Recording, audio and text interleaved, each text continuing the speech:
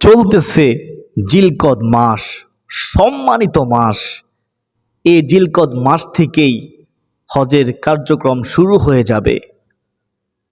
জিলকদ মাস হারাম মাস, সম্মানিত মাস। মহান আল্লাহ রব্বুল আলামিন 4টি মাসকে হারাম মাস ঘোষণা দিয়েছেন। এই 4টি মাসে যুদ্ধ বিগ্রহ নিষেধ করা হয়েছে, হারাম করা হয়েছে। এই 4টি মাসে নিজেদের প্রতি জুলুম করতে নিষেধ করা হয়েছে, গুনাহ করতে নিষেধ করা হয়েছে। তো এই জিলকদ মাস চলতেছে, আমরা এই জিলকদ মাসের সম্মান করব ইনশাআল্লাহ। আমরা যদি এই জিলকদ মাসকে সম্মান করি, মহান আল্লাহ তাআলা আমাদেরকে সম্মানিত করবেন। আমরা এই জিলকদ মাসে বেশি বেশি নেক আমল করব ইনশাআল্লাহ। গুনাহ থেকে বেঁচে থাকার পাশাপাশি অন্যের প্রতি জুলুম করব না, নিজের প্রতি জুলুম করব না ইনশাআল্লাহ। এই পবিত্র জিলকদ মাসে, হারাম মাসে, সম্মানিত মাসে আপনারা মহান আল্লাহ রব্বুল আলামিনের এই 10টি গুণবাচক নামের আমল করতে ভুলবেন না। যদি আপনারা জানতে চান কোন 10টি আল্লাহ রব্বুল আলামিনের গুণবাচক নাম পড়বেন, তাহলে আপনাদেরকে মনোযোগ দিয়ে শুনতে হবে।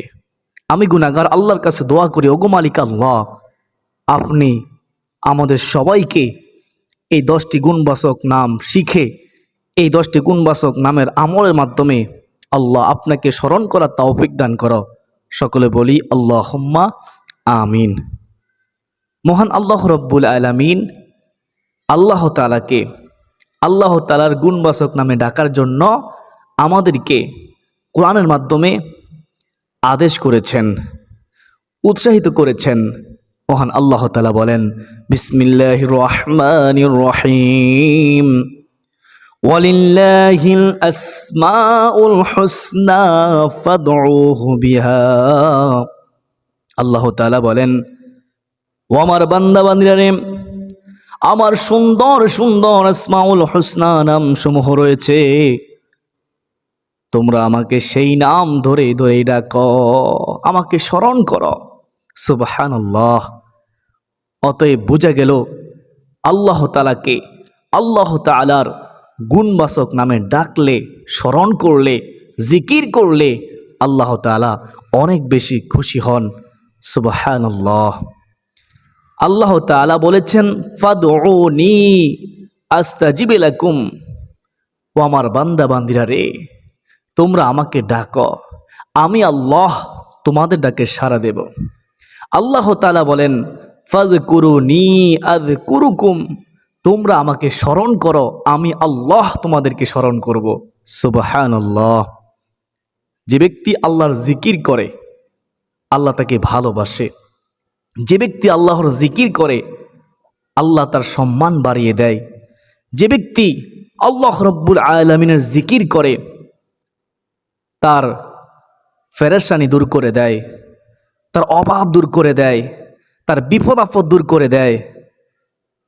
তার যত রকমের সমস্যা আছে সকল সমস্যার সমাধান করবেন যিনি, তিনি কে?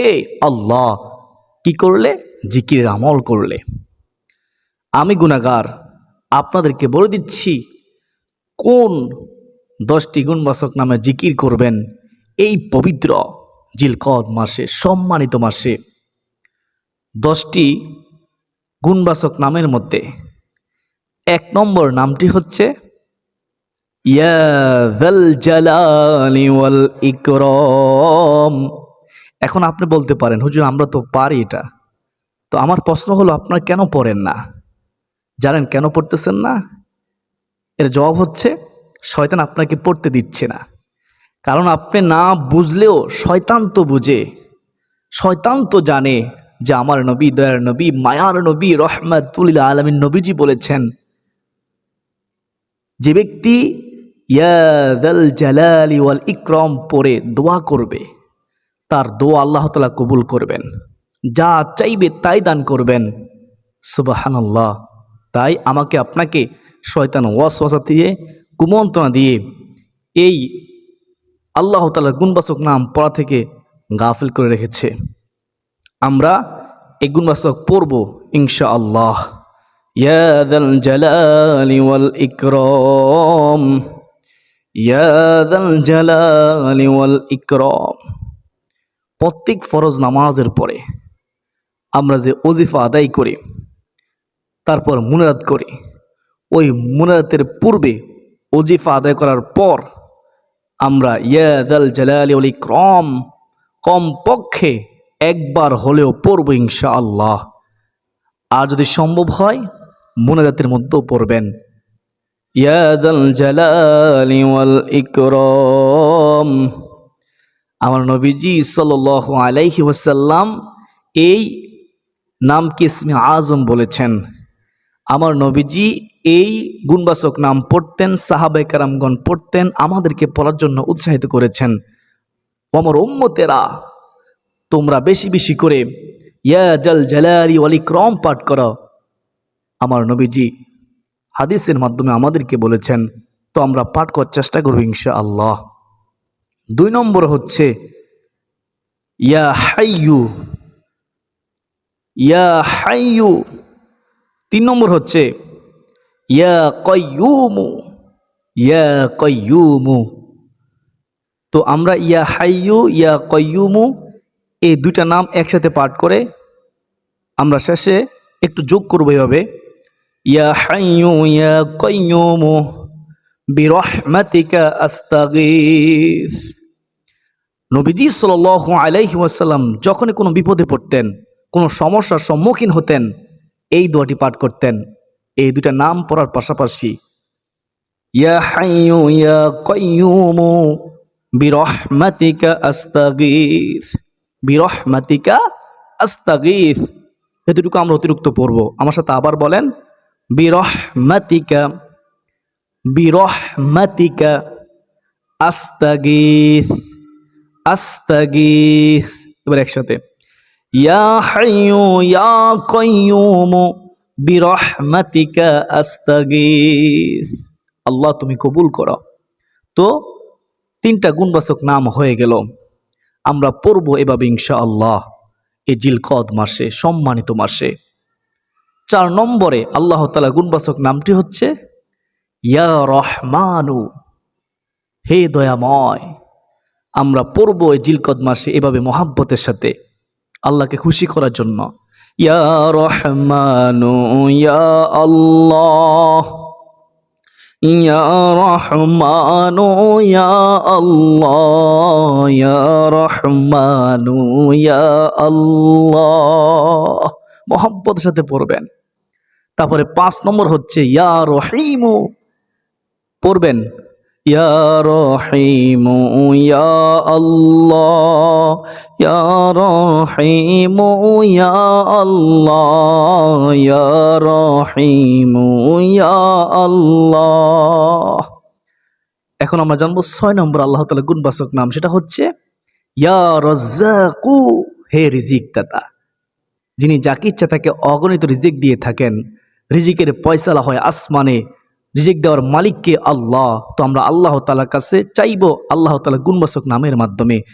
আমরা যখন ইয়া রাজ্জাক বলে ডাক দেব, আল্লাহ তাআলা খুশি হয়ে আমাদেরকে রিজিক দান করবেন, আমাদের অভাব দূর করে দিবেন, রিজিকের পথ প্রশস্ত হবে, ঋণ পরিশোধ করে দিবেন কে? আল্লাহ। ইয়া রাজ্জাকু ইয়া আল্লাহ, ইয়া রাজ্জাকু ইয়া আল্লাহ, ইয়া রাজ্জাকু ইয়া আল্লাহ। তারপরে 7 নম্বর আল্লাহ তাআলা গুণবাচক নামটি হচ্ছে ইয়া কারীমু, ইয়া কারীমু, হে সম্মানিত। সম্মান দেওয়ার মালিক কে? আল্লাহ। আমরা যখন ইয়া কারীমু, হে সম্মানিত আল্লাহ বলে ডাক দেব, আল্লাহ তাআলা খুশি হয়ে যাবে, আমাদের সম্মান বৃদ্ধি করে দিবে, দুনিয়ার মানুষ আমাদেরকে সম্মান করবে। সুবহানাল্লাহ। টাকা দিয়ে সম্মান কিনা যায় না, সম্মান দেওয়ার মালিককে আল্লাহ, যিনি যাকে ইচ্ছা সম্মানিত করেন, যিনি যাকে ইচ্ছা অপমানিত করেন। তো আমরা আল্লাহকে ইয়া কারীম বলে ডাকবো ইনশাআল্লাহ। ইয়া কারীমু ইয়া আল্লাহ, ইয়া কারীমু ইয়া আল্লাহ, ইয়া কারীমু ইয়া আল্লাহ। 7 নম্বর গুণবাচক নামটি জানলাম।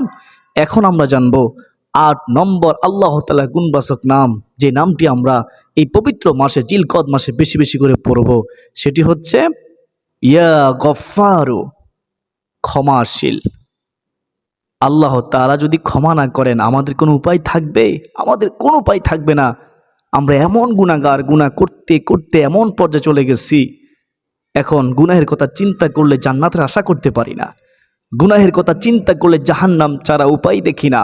আমরা এমন গুনাহগার। তো আমরা আল্লাহ তাআলার কাছে ইয়া গফফারু এই নামটি পড়ে পড়ে আল্লাহ তাআলার কাছে ক্ষমা চাইব। আল্লাহ তাআলা ক্ষমা করতে ভালোবাসেন, তিনি ক্ষমাশীল। কোনো বান্দা যখন আল্লাহর কাছে ক্ষমা চায়, আল্লাহ খুশি হয়ে ক্ষমা করে দেয়। আমি আপনি নিষ্পাপ হয়ে যাব।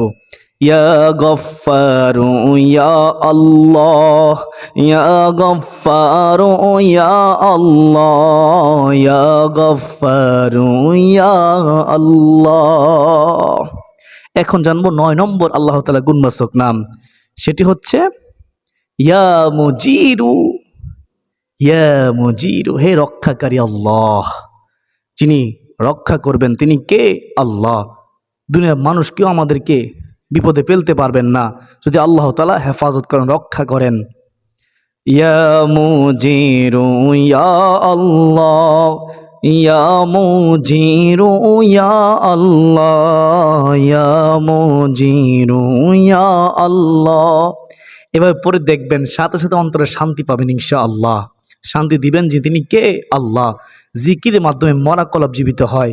যে জিকির করে সে কলব জীবিত, আর যে কলব জিকির করে না সে কলব মৃত। নাউজুবিল্লাহ। তো আমরা ইয়া মুজির পড়ব ইনশাআল্লাহ। 10 নম্বর সর্বশেষ আল্লাহ তাআলার গুণবাচক নামটি হচ্ছে ইয়া সালামু, হে শান্তিদাতা। শান্তি যিনি দিবেন তিনি কে? আল্লাহ। পরিবারের শান্তি দিবেন। ইয়া সালামু, ইয়া সালামু, হে শান্তিদাতা আল্লাহ। ইয়া সালামু ইয়া আল্লাহ, ইয়া সালামু ইয়া আল্লাহ, ইয়া সালামু ইয়া আল্লাহ। আল্লাহ, তুমি আমাদের সবাইকে এই পবিত্র জিলকদ মাসে, যেই মাসকে তুমি হারাম মাস বলেছ, সম্মানিত বলেছ, যেই মাসে গুনাহ থেকে বেঁচে থাকার জন্য বলেছ, নিজের প্রতি জুলুম করা থেকে বেঁচে থাকার জন্য বলেছ, ওগো মালিক আল্লাহ, এই পবিত্র মাসে গুনাহ থেকে বেঁচে থাকার পাশাপাশি 5 ওয়াক্ত নামাজ পড়ার পাশাপাশি জিকির কোরআন তেলাওয়াত করার পাশাপাশি এই আল্লাহ তাআলা তোমার এই গুণবাচক 10টি নাম পাঠ করার তৌফিক দান করো। সকলে বলি আল্লাহুম্মা আমিন। আজকে জন্য পর্যন্তই। আল্লাহ তাআলা আমাদের সবাইকে হাজী সাহেবদের সাথে কবুল করুক। যারা হজ করতে যাবে সঠিকভাবে হজ করার তৌফিক দান করুক। আর আমাদেরকে জীবনে একবার হলো মক্কা মদিনার মেহমান হিসেবে কবুল করুন। সকলে বলি আল্লাহুম্মা আমিন।